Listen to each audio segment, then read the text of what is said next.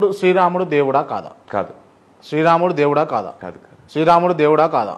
మీరు ఎన్నిసార్లు అడిగినా నా జవాబు ఒకటే, శ్రీరాముడు దేవుడు కాదు. ఓకే, శ్రీరాముడు భారతదేశంలో ఉండేనా లేకుండేనా? ఉన్నాడు. ఉండే. అంటే నేను అనేది ఏంటంటే ఈ రామాయణం ప్రకారంగా శ్రీరాముడు భారతదేశంలోనే ఉన్నాడని చెప్తున్నారు. భారతదేశంలో శ్రీరాముడు సంచరించిండు, శ్రీలంక. రామాయణం నిజమే అని మీరు నమ్ముతారా? లేదు, దాంట్లో చాలా డౌట్స్ ఉన్నాయి. సరే, రామాయణం జరిగింది అని అంటే ఒక్క వర్డ్లో జరిగిందా జరగలేదా? అదే చెప్తున్నా. మీ ఉద్దేశం?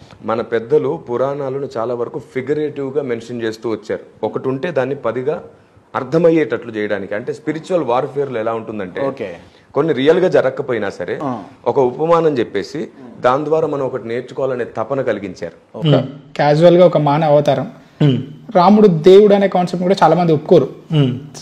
What do you say? Simple అన్న, ఠాగూర్ సినిమాలో మీరు ఒక డైలాగ్ చూస్తే ఒక పంజాబీ అతను పోలీస్ ఆయన ఉంటాడు కదా, ఆయన చెప్తారు జనాలకి నచ్చితే నెత్తి మీద పెట్టేసుకుని దేవుని చేసేస్తారని. ఎందుకు చేస్తారు? ధర్మం అర్థమైంది జనాలకి. అలాంటోడు మళ్ళీ పుట్టాలి అని అనుకుంటారు. అలా దేవుడు కాదు, మనం ఎందుకు పూజ చేయాలి అని అనుకుంటే ఆయన గురించి మర్చిపోతాం. ఆయన చరిత్ర ఏంటో మర్చిపోతాం. చరిత్ర ఏంటో మర్చిపోయినప్పుడు మన రూట్స్ ఏంటో మనకు అర్థం కాదు. అందుకే స్టార్టింగ్ లో చెప్పినా కదా, రామాయణం అంటేనే ధర్మశాస్త్రము అని చెప్పి. ఎంత సింపుల్ గా ధర్మం అర్థం అవ్వాలి అని అనుకునే వాళ్ళకి రామాయణమే బెస్ట్ ఎగ్జాంపుల్ అన్నట్టు. మనం అన్ని దేవుడు కాదు అది ఇదని వదిలేసాం అనుకో, చరిత్ర ఏంటో మనకు తెలియదు. రామాయణం ఏంటి?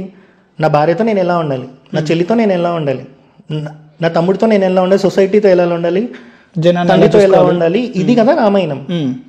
సో ఇవన్నీ నీకు ఎట్లా తెలుస్తాయి? ఏం తెలియనప్పుడు, మనం వాళ్ళని పూజించినప్పుడు. ఆయన ఏదో గొప్ప పని చేశాడనే కదా మనం పూజించింది. మానవులని చాలా నీచంగా చూస్తాడు రావణాసురుడు.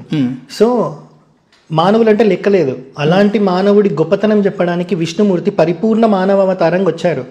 ఆయన వచ్చేటప్పుడే చెప్తారు, దశవర్ష సహస్రాన్ని దశవర్ష శతాని చ అని చెప్పి, నేను 11,000 సంవత్సరాలు భూమిని పరిపాలిస్తా, ఒక పరిపూర్ణ మానవుడిగా వచ్చి మానవుడు ధర్మం పాటిస్తే ఏ స్థాయికి వెళ్తాడనేది నేను చూపిస్తా అని చెప్తారు. కేవలం రావణ సంహారం కోసమే కాదు రామావతారం, మానవుడి గొప్పతనం చెప్పడానికి వచ్చారు. అలాంటి అవతారాన్ని మనం మొక్కకుండా ఉంటే ఎట్లా? దేవుడు కాదని ఎలా అనగలం? రేపొద్దున ఫ్యూచర్లో ఏం చెప్తాం? ఇప్పటికీ స్టిల్ మనం పెళ్లి పత్రికల మీద సీతారాముల ఫోటోలు వేసుకుంటున్నాము అంటే దానికి కారణం ఇంత ఆదర్శవంతులు. అందుకే ఇప్పుడు ఎందుకన్నా సినిమాలో ఐటెం సాంగ్లు వేసి అలాంటి ఆమెకే గుడిలు కట్టేస్తారు. మరి అట్లాంటప్పుడు రాముడికి కడితే తప్పేంటి?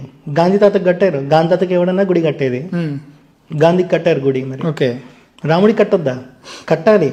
ఎందుకంటే ఈ దేశం రూట్సే ధర్మం. అది లేనప్పుడు, అందుకే కదా రామాయణంలో ఆయనము అంటే ధర్మము అయ్యింది.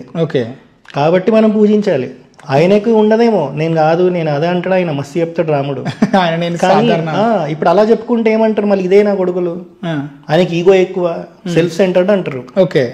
సో మనం ఖచ్చితంగా పూజించాలి. ఆయనే చేసిన పనులని గుర్తించుకొని మరీ పూజించాలి. మనకి అది చాలా అవసరం. మన రూట్స్ మనకి ఫార్వర్డ్ అవ్వాలి అని అంటే అలా.